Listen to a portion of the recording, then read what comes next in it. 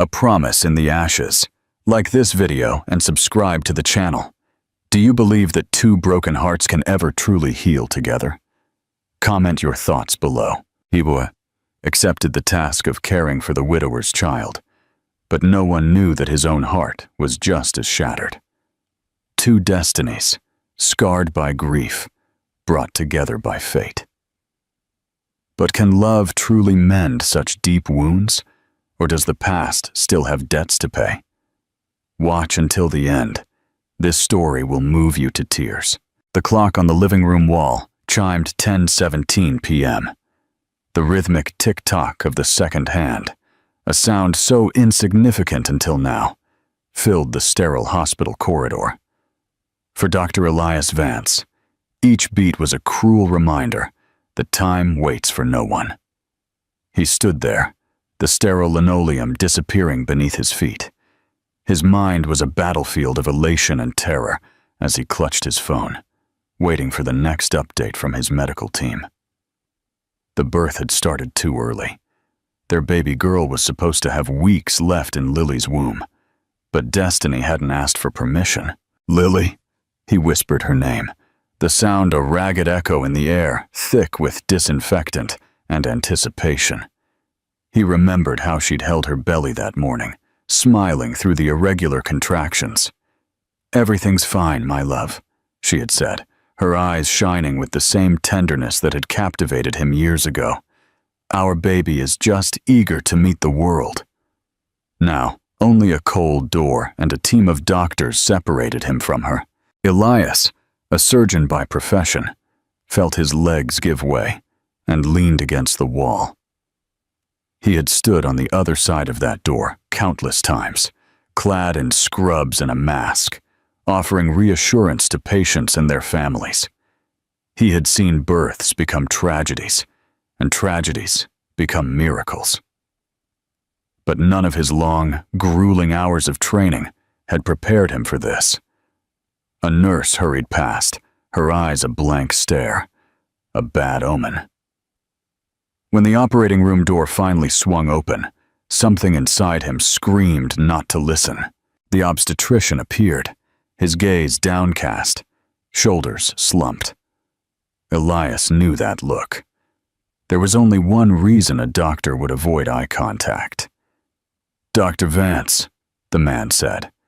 Elias didn't realize he had been holding his breath until the pressure exploded in his head. "The baby?" he rasped, his voice unrecognizable. The doctor nodded. "Your daughter is fine." The words should have brought relief, but the absence of a second name made his heart skip a beat. "And Lily?" The silence was his answer. Elias stumbled backward, as if he could outrun the words that were about to come. He saw the doctor's lips move, forming words his brain refused to process. "Complications. A severe hemorrhage. We tried everything. I'm so very sorry." The air grew thick and sharp. "No." The word was a fragile thread of sound as his body recoiled against the cold wall. The floor seemed to tilt beneath his feet. "I am so sorry, Dr. Vance. This wasn't happening. Not to Lily. Not to him." But then, a baby's cry cut through the air, a cruel reminder of his new reality. She was gone. Lily, his Lily, would never meet the daughter she had dreamed of holding. Never again would she call him by the pet name she had invented. Never again would she look at him with those brown eyes that made him forget the world. The grief hit him like a violent wave, stealing the air from his lungs. His body trembled, but he couldn't move. A nurse approached, holding a small bundle in her arms. "Dr. Vance, your daughter." He looked at that tiny face, the delicate skin, the closed eyes, the fists clenched in a battle against a new world. She was the spitting image of her mother. Elias's chest tightened, a mix of overwhelming love and a despair he couldn't name. He should hold her. He should feel the warmth of his daughter against his chest and promise he would always be there. but all he could do was look away, pressing his fists to his eyes. I can't." The sound of his own sobs swallowed the rest of the sentence. Somewhere else in the hospital, another tragedy was unfolding. Clara Hayes felt her body go numb. The physical pain of childbirth no longer mattered. The pain in her chest consumed her completely. She looked at the empty bassinet next to her bed, a cruel reminder of what had been taken before it had even begun. The silence shattered her. She closed her eyes, hoping that when she opened them, it would all be a mistake. That a doctor would walk through the door and say there had been a mix-up, that her baby was fine. But no one came, and in the deafening silence of the hospital, two souls broke at the same time, unaware that in some future, they would find in each other a new reason to live. The house was no longer a home. Since Lily left, Elias felt that every wall had absorbed his grief, becoming silent witnesses to his ruin. The crib in the corner of the room was still assembled, but he avoided looking at it for too long. It hurt to face the reality that he should be there, with his wife, admiring their daughter together. Now, it was just him. And Ella. Never had saying her name hurt so much. He held the baby in his arms, trying and failing to calm her. She had been crying for over an hour, the sound filling every corner of the house, hammering in his head. But the crying wasn't hers alone. Elias felt his own pain overflowing, but he refused to let a sound escape. He swayed, trying to find a rhythm, anything that might help her sleep, but his hands trembled. He had no idea what he was doing. His voice came out hoarse, worn out from exhaustion. The baby wouldn't stop crying. He felt his own chest rise and fall irregularly, his breath coming in short, ragged gasps. The weight in his arms was becoming unbearable. I don't know what to do," he mumbled, his voice cracking. And then it came. The desperation broke through his barriers, and Elias's vision blurred. The tears he had been holding back for days finally fell. He held his daughter close, his sobs escaping uncontrollably. The baby cried, and he cried too. There, in the middle of the dark house, they both shared a pain neither of them could name. Days passed, but the pain did not subside. The clock seemed to move forward and stand still at the same time. Elias was exhausted. He didn't sleep more than 2 hours at a time, didn't eat properly, and could barely remember the last time he'd showered without having to rush out because Ella had started crying. The apartment, once organized and immaculate, was now in chaos. Piles of dirty bottles in the sink, diapers scattered on the sofa, clothes piled on chairs. The energy he once had to keep everything under control had evaporated. Messages from friends and colleagues filled his phone, but he didn't reply. The world kept spinning outside, but he no longer saw a point in being a part of it. That morning, his mother showed up unannounced. Elias? He was sitting on the sofa, holding his daughter who had finally fallen asleep. He didn't look up when his mother came in, but he felt the weight of judgment in the air. She surveyed the room with a hard stare. My God, this place is a mess. He closed his eyes. He didn't have the strength to argue. Where is the nanny? She asked, moving some clothes to sit next to him. Elias sighed, drained. I fired her. What? Why? His mother huffed, crossing her arms. She wanted to live here, Elias. The woman needed a job. He felt anger begin to bubble inside him. I don't need help. His mother stood, indignant. Look at you. Look at this house. You can't do it all alone.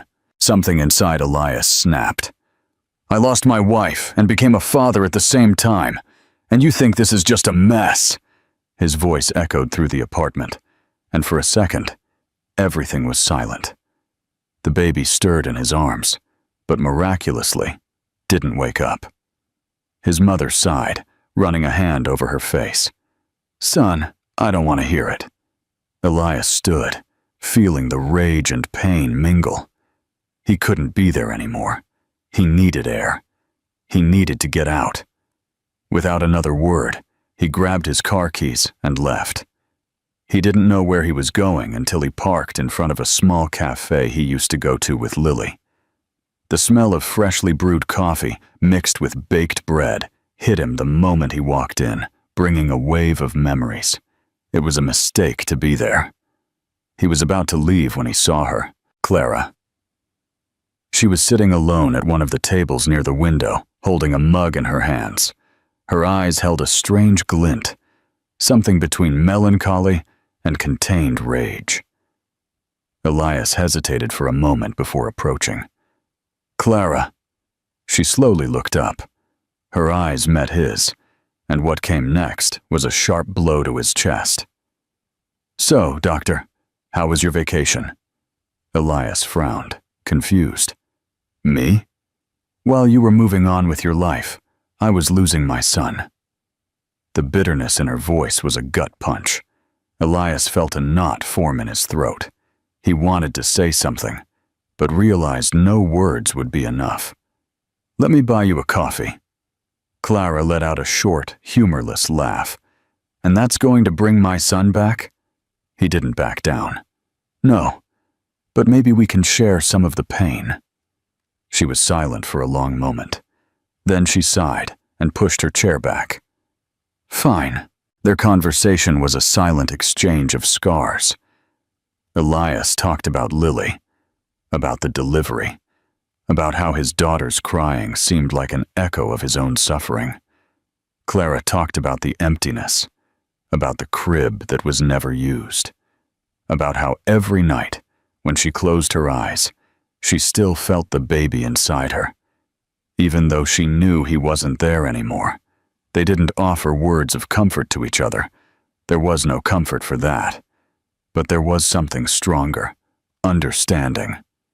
When Elias finally looked at the clock, he realized several hours had passed. Do you want to come to my place? He asked, hesitating. Clara raised an eyebrow. Why? He looked away. I don't know, but I don't want to go back alone. She watched him for a moment, then picked up her bag. Let's go. When they entered the apartment, Clara looked around. My God. Elias sighed. I know. It's a mess. She walked over to the sofa and picked up one of the dirty rags. It looks like a battlefield. He laughed without humor. Then, a soft sound broke the silence. The baby's crying. Elias went to the crib and picked her up. Clara watched him hold her, despite the fatigue on his face. She approached, hesitant. Can I hold her? Elias blinked, surprised. Then, slowly, he passed the baby into Clara's arms. She held her delicately, her eyes filled with something he couldn't decipher. And then, for the first time since it all began, Elias felt something different.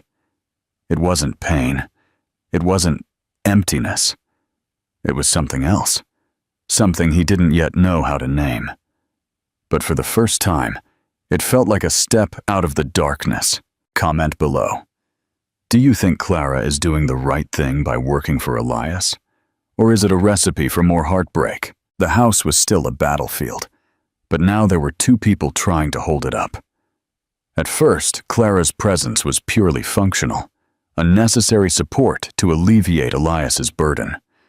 He hired her to take care of Ella, and she accepted because it was a job, because she needed a fresh start, because she had nowhere else to go. But from day one, there was something more in the way they looked at each other, something neither of them dared to name. Clara filled the spaces silently, without invading.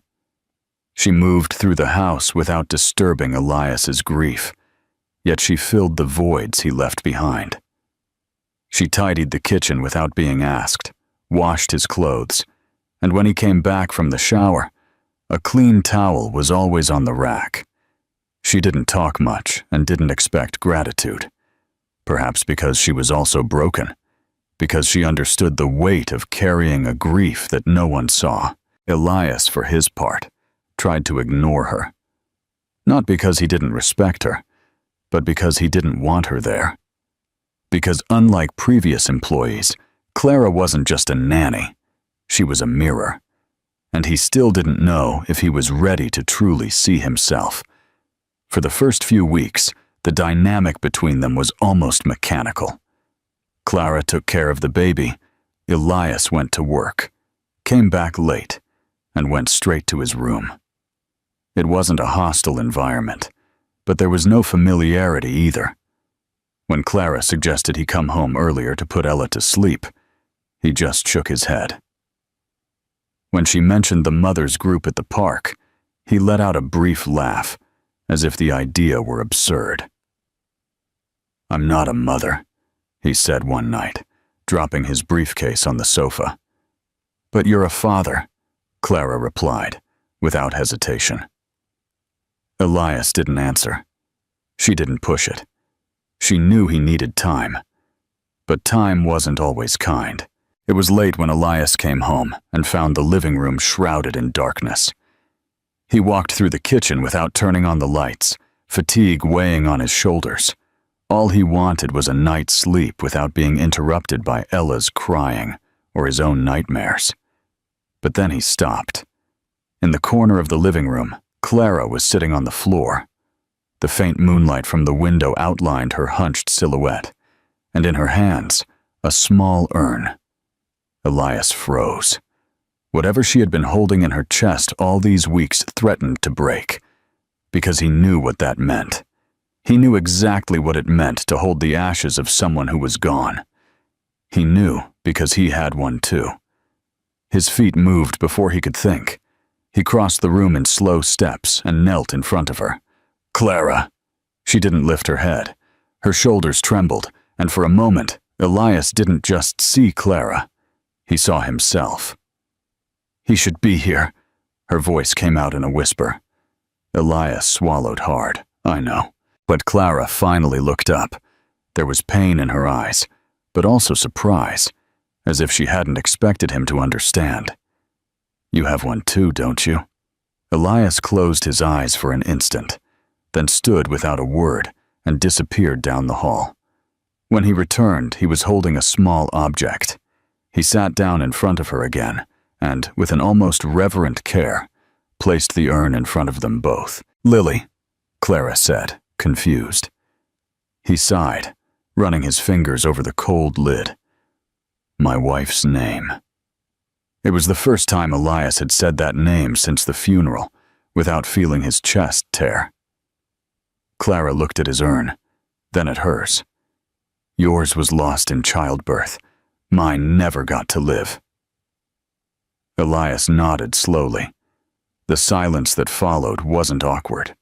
For the first time, there was no need to fill the void with words that would never be enough. And for the first time, Elias realized he was no longer alone in the darkness. The days that followed were different. Small gestures began to emerge between them, gestures that hadn't existed before. Elias started coming home earlier, without her asking.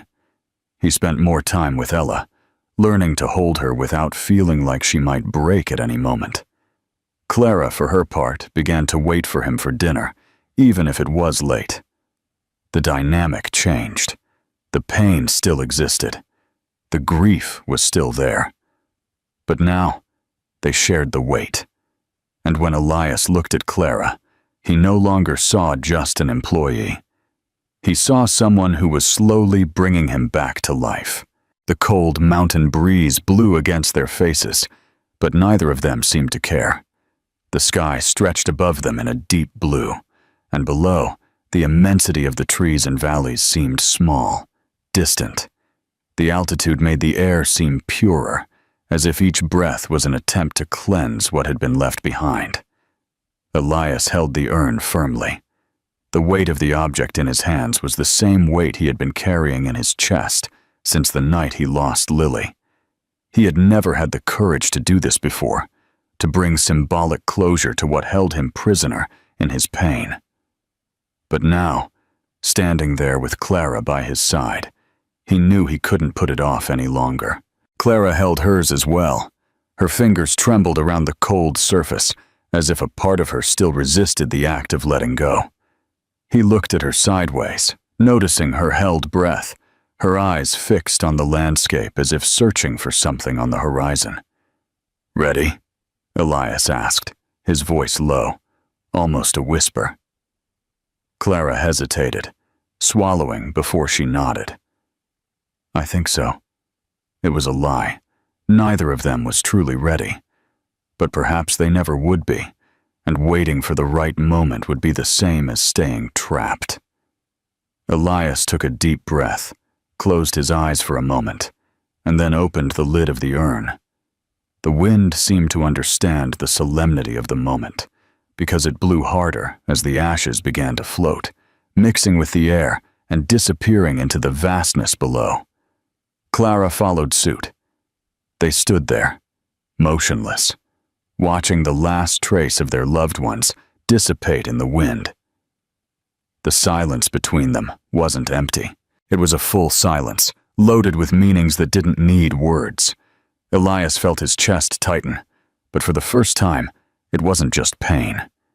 There was a new lightness, a strange sensation that, although Lily would always be a part of him, he could finally move on. Then he looked at Clara. She wasn't crying, but her eyes were bright, her mouth slightly ajar, as if she were holding back a thought. "What is it?" he asked, watching her closely. She blinked several times before letting out a soft, humorless laugh. "I don't know. I think, for the first time, I don't feel alone." Elias felt something inside him change in that instant. He extended his hand, hesitant. Clara looked at him, then at his open hand, and without hesitation this time, she intertwined her fingers with his. And in that moment, without needing to say anything, they both knew they were starting to heal. Days passed, and with them, small changes began to happen. Clara's presence in the house was no longer just functional. She was no longer just the nanny, or the woman who helped with the baby. She was a point of balance, a silent but constant force. Elias began to notice the little things. The way Clara always hummed softly when she rocked Ella in her arms. How she would lean over the crib to whisper something to the baby before putting her down to sleep. The discreet care with which she folded his shirts when she did laundry, even though he had never asked. And then came the smiles. First, they were timid. A slight upward curl of a lip when she made a silly joke. A fleeting gleam in her eyes when he saw her playing with Ella in the living room. Then came the gestures. He started coming home earlier from work. At first, he told himself it was because he wanted to spend more time with his daughter. But he soon realized he was staying on the sofa longer than necessary, just watching Clara. And then, without even realizing it, he began to touch her more than he used to. Subtle touches. A brush of fingers when he took something from her hand. A light touch on her back when he passed her in the kitchen. A delicate adjustment of the blanket over her shoulders when he found her asleep on the sofa. And Clara never recoiled. It was on a random night, after an ordinary day, when something truly changed. Elias came home late, but for the first time, he didn't find Clara in the living room. The house was dark, silent. Only the faint light from the upstairs hallway indicated that someone was still awake. He climbed the stairs slowly, not knowing exactly what he was looking for, until he found her. Clara was sitting on the floor in the guest room she used, holding something on her lap. Elias frowned when he noticed the object in her hands. It was a small urn. He stopped in the doorway, his chest tight at the sight. "Clara," she didn't lift her head. "He never had a name." Elias felt something deep move within him. She took a deep breath, pressing the urn against her chest. "I never saw his face.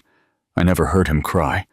I just felt him inside me, and then he was gone." Elias entered the room slowly, closing the door behind him. Clara finally lifted her eyes to him. There was so much pain there that he felt it as if it were his own.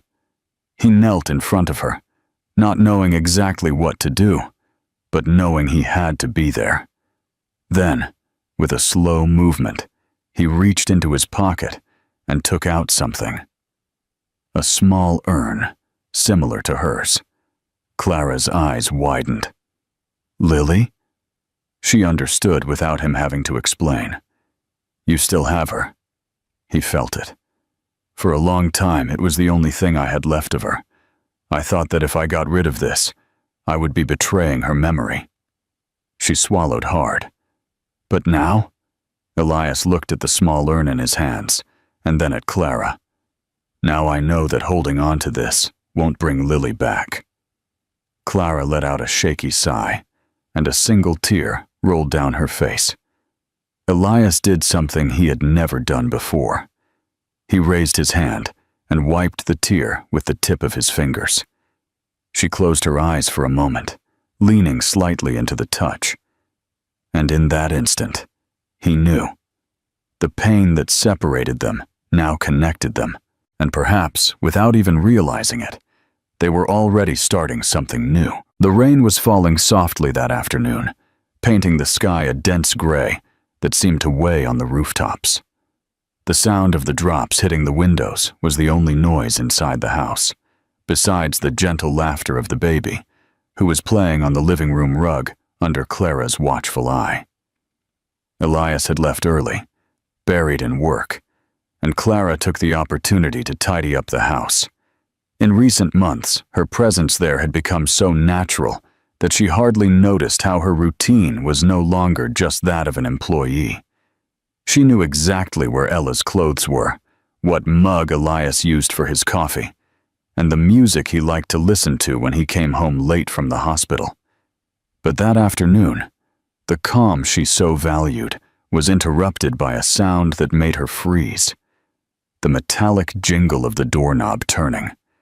When the door opened, Elias's mother came in unceremoniously, as if she still lived there. Her impeccable coat was dry, protecting her from the rain, and her cold eyes swept the room until they rested on Clara and the baby. She stood there, in the doorway, just watching. Clara felt her heart tighten. "Mrs. Vance," she said, forcing a neutral tone. The woman advanced slowly, her heels clicking on the wooden floor. "What a lovely scene." Clara didn't reply. Elias's mother stopped in front of her, crossing her arms. "So it's true?" Clara blinked, not understanding. "What?" "That you're acting like you're this child's mother." The air seemed to leave the room. Clara felt the tension spread through her body. "I'm just taking care of her," she said, trying to stay calm. Elias's mother let out a short, contemptuous laugh. "Taking care of her," she repeated, as if testing the words in her mouth before spitting them out. "And when exactly did your job become this?" She gestured into the air, indicating the space between Clara and Ella, who was playing oblivious to the tension. "I never meant to cross any lines," Clara tried to argue. "But you did." Her voice was sharp, and Clara felt the blow like a slap. "This child has a mother," the woman continued, moving a little closer. "And that mother is not you." The silence that followed was deafening. Clara wanted to respond, but her throat closed up. The weight of that sentence crushed her in a way she was not prepared for. "Pack your things," Elias's mother ordered dryly, "and get out." Clara's breathing faltered. "Elias won't like this." "Elias is confused, but I see clearly what's happening." Clara's gaze shifted to Ella. The baby was smiling, holding a colorful toy, unaware of what was happening around her. And that's when Clara understood. She didn't belong there. It wasn't her house. It wasn't her daughter. With trembling fingers, she picked Ella up and hugged her for a long moment. The baby's sweet scent, the warm feeling against her chest, all of it made her heart break. Then, she took a deep breath, kissed the girl's forehead, and placed her back on the rug. Without another word, she went upstairs and began to pack her things. Elias came home late that night, exhausted. The day at the hospital had been long, but for some reason, he felt a strange weight in his chest, as if something were wrong. Upon entering the house, everything seemed the same at first glance, but when he looked at the sofa, he realized Clara wasn't there. His stomach twisted. He ran upstairs, heading for her room. The door was open. The closet was empty. The key was on the dresser. Reality hit him like a punch. She was gone. Elias's blood boiled. He ran downstairs and grabbed his phone. He dialed Clara's number, but it went straight to voicemail. His heart hammered in his chest. Damn it! Then he remembered the only other place she might be. The bar was crowded enough for the music and voices to become indistinguishable. Clara felt her throat burn with the bitter taste of the drink. The alcohol was going down too fast, but she didn't care. She wanted to forget, and that's how he found her. Elias walked into the bar, his eyes scanning the place frantically until they rested on her. She was sitting at the bar, a glass in front of her, and next to her, a man was sitting next to Clara, whispering something in her ear. She turned her face away, looking uncomfortable. Elias didn't need to see any more. He moved through the bar, feeling the blood pulsing in his temples. Clara! She looked up, surprised. But before she could say anything, the man next to her slowly turned around. Who are you? His voice was full of disdain. Elias barely looked at him. Let's go home, he said to Clara. She let out a dry laugh. I don't have a home. Those words hit him like a knife. The man next to her smiled. Looks like she's already made her choice, buddy. Elias couldn't hold back the impulse. The punch was quick and precise. The man stumbled backward, his glass skidding across the bar. Clara screamed, grabbing Elias's arm. What are you doing? He was breathing heavily, adrenaline coursing through his body. The terrified bartender grabbed the phone and called the police. Clara dragged Elias out before the situation got worse. The cold rain fell on them as soon as they left. She was trembling, whether from cold or anger. He couldn't tell. You can't just go around hitting people. He turned to her, his eyes blazing. And you can't just disappear without telling me anything? They looked at each other, their chests rising and falling rapidly. Why did you come looking for me? Clara asked, her voice low. Elias closed his eyes for a moment. When he looked at her again, his expression was no longer one of rage. Because you belong in my home. Clara blinked, surprised. The wind blew between them, and for an instant, everything was suspended. Just come with me, he said, almost in a whisper. We can talk tomorrow. She hesitated. Then, slowly, she nodded. Elias let out a heavy sigh, as if he had been holding his breath the entire time. And then, without another word, he took her back to his home. The rain had stopped, but the cold still lingered in the air when Elias parked the car in front of the house. The silence between him and Clara was charged with everything they hadn't said that night.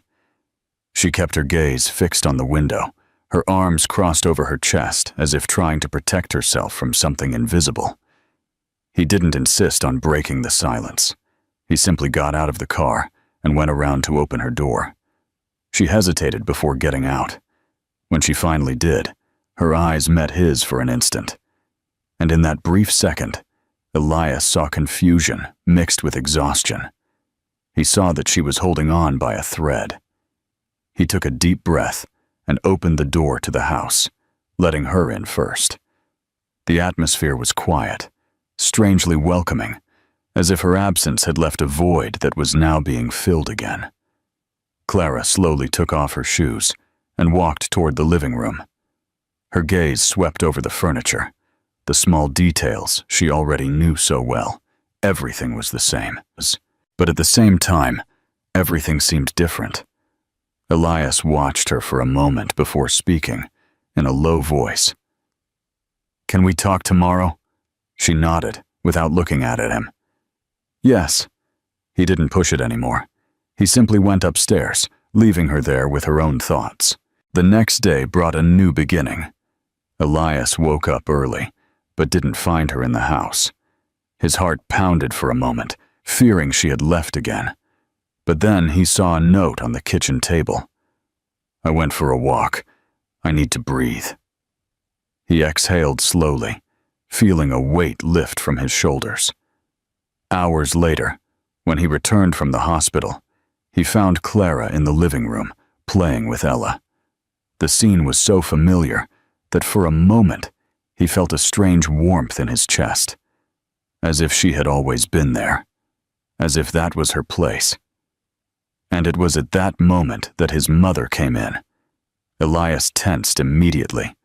He didn't know how Clara would react to seeing the woman who had kicked her out. But then, to his surprise, he saw something different in his mother's gaze. There was no coldness. There was no arrogance. There was regret. The woman took a deep breath and took a step forward. "Clara," she called, in a softer voice than Elias had ever heard. Clara slowly turned, standing up with Ella in her arms. "Mrs. Vance." The woman hesitated, then let out a heavy sigh. "I was cruel to you." The silence that followed was almost palpable. I was blinded by the pain of seeing my son suffer. I thought I was protecting Lily's memory, but in the end, I hurt the person who has done the most for him and my granddaughter. Clara said nothing. She just stood there, listening. Elias's mother swallowed hard, then forced a small smile. "I'd like to apologize, and I would like to spend some time with you. Just the two of us. A girls' day, as they call it." Elias's eyes widened. That, coming from his mother, was something he never imagined hearing. Clara blinked, surprised, and then looked at Ella, who was holding her finger with her small, chubby hand. And then she smiled. "I would love that." The next day brought a new version of Clara. She went out with Elias's mother in the morning and returned in the afternoon. But something about her was different. Her hair was slightly wavy, glistening under the soft evening light. Her makeup was delicate, highlighting her eyes and lips. The new dress hugged her figure in a way Elias had never seen before. He froze when he saw her. For an instant, he completely forgot what he was doing. Clara noticed his gaze and smiled, embarrassed. "We went to the mall," she said, as if she needed to justify it. Elias blinked several times before responding, but his voice came out a little hoarser than usual. "You look beautiful."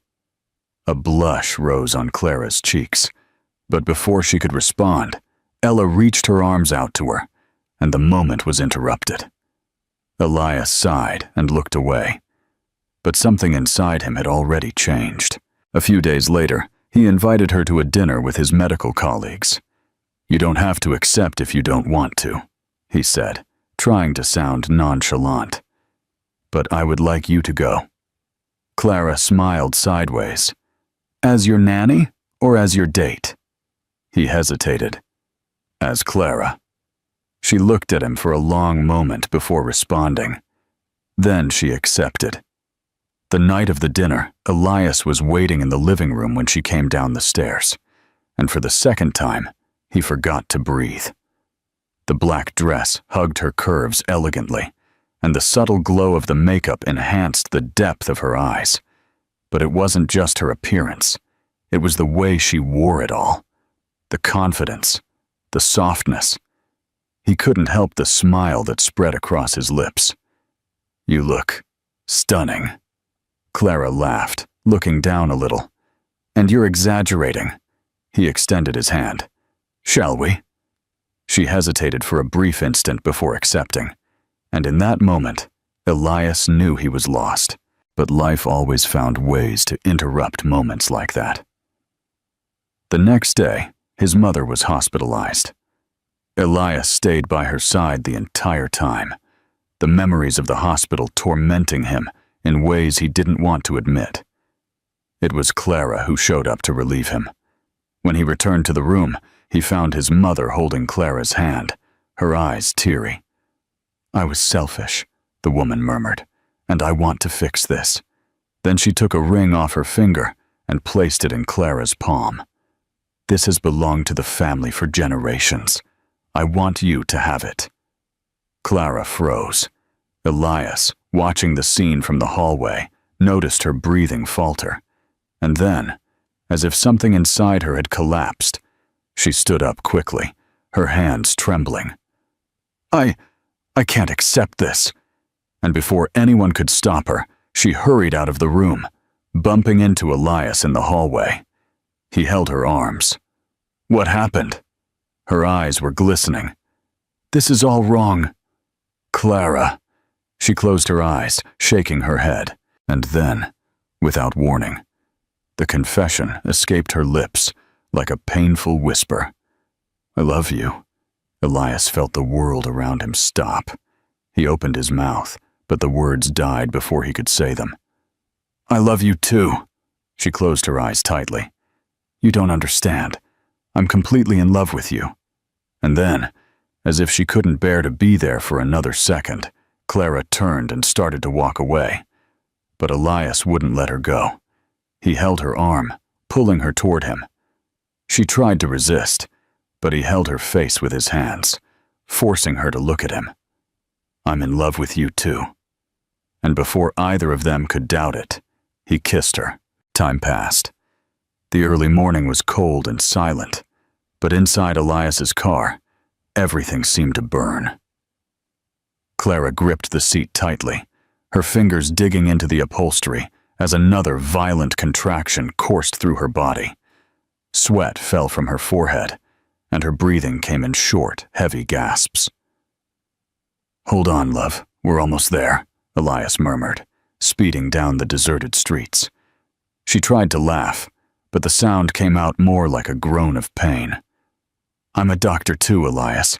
I know this baby isn't going to wait much longer." He gave her a worried look, the muscles in his jaw tense.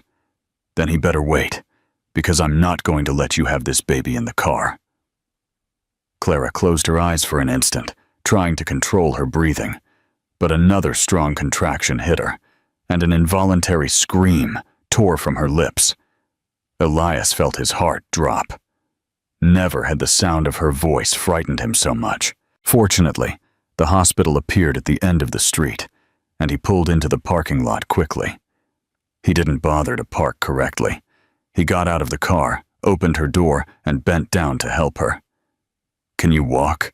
he asked, the concern evident in his voice. "I think so."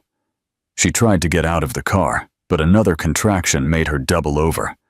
Elias held her before she fell. "Forget that!" Without hesitation, he lifted her into his arms and started walking quickly toward the hospital. "Dr. Vance!" One of the nurses at the reception desk's eyes widened when she saw him come in that way. "Delivery room. Now," he ordered. They didn't hesitate. Clara was placed in a wheelchair and quickly taken to the upper floor. Elias was by her side, holding her hand tightly. "It's going to be okay," he murmured, kissing her forehead. She smiled, exhausted. "I trust you." The delivery room was too bright, too cold, but Elias saw nothing but Clara. He was dressed in scrubs, the gloves tight, the mask on his face, but his eyes were fixed on the woman he loved, lying on the gurney, sweating, twisting in pain. "You're doing great, love. Just a little more," he encouraged, his voice low but full of emotion. She gritted her teeth, gripping the bed rail tightly. "Elias, if you say you're doing great one more time, I swear I'm going to throw a scalpel at your head." He laughed softly, feeling his chest tighten at the sight of her like this. "I know it hurts, Clara, but our son is almost here."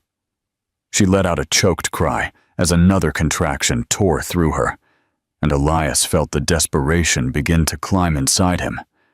But then he saw the small body beginning to emerge. He felt the world around him disappear. "He's coming," he announced, his voice cracking.